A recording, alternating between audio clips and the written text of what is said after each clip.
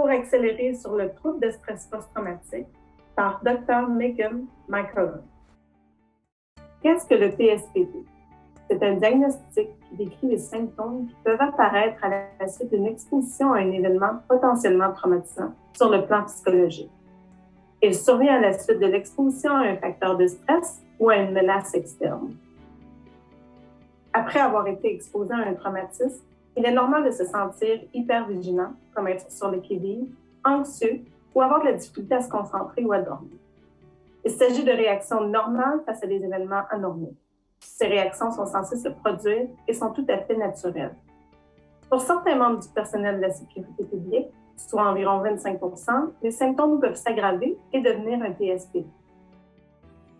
Le trouble de stress post-traumatique peut être causé par l'exposition directe ou indirecte à la guerre, un sinistre, une menace d'agression ou une agression physique ou sexuelle réelle, une menace de blessure ou de mort faite contre soi ou contre un proche.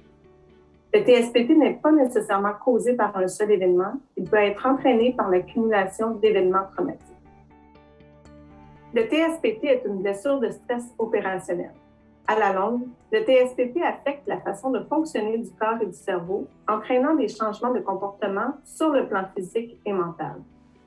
Cependant, comme toute blessure, avec le temps, une intervention appropriée permet de se remettre du TSPT. Le trouble de stress post-traumatique se manifeste par un ensemble de symptômes. Il peut accentuer la présence de cauchemars, de pensées involontaires à propos de l'événement et de souvenirs du traumatisme qui nuisent au fonctionnement. L'évitement de certaines sensations en tentant de refouler les souvenirs ou les émotions lorsqu'ils se manifestent, une consommation abusive d'alcool ou de drogue, l'isolement, s'éloigner des autres, des excès de colère, une culpabilité ou de l'autocritique, un comportement autodestructeur.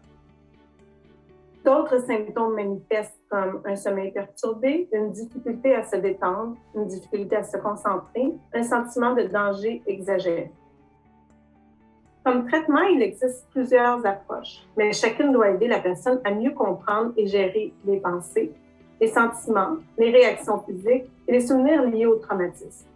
Il est important pour le personnel de la sécurité publique de trouver un professionnel de la santé mentale qui comprend les enjeux liés au milieu du travail du TSP. Différents mythes existent concernant le trouble de stress post-traumatique. 1. On ne se remet pas d'un TSPT. 2. Le TSPT n'existe pas. 3. C'est un signe de ne pas être à la hauteur de la tâche. 4.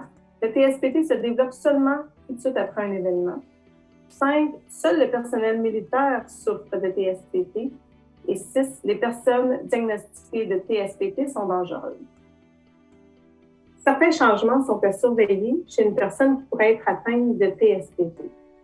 Retrait et isolement, colère plus rapide, changement de personnalité, réaction vive face à un diagnostic de TSPT posé aux autres, augmentation de la consommation d'alcool ou de drogue, comportement excessif au travail, par exemple prendre plus de tâches, faire des heures supplémentaires.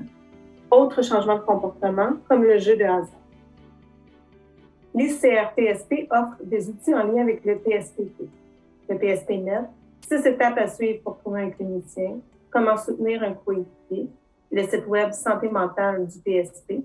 Et pour plus d'informations sur la santé mentale du TSP, nous vous invitons à consulter le site web de l'ICRTSP.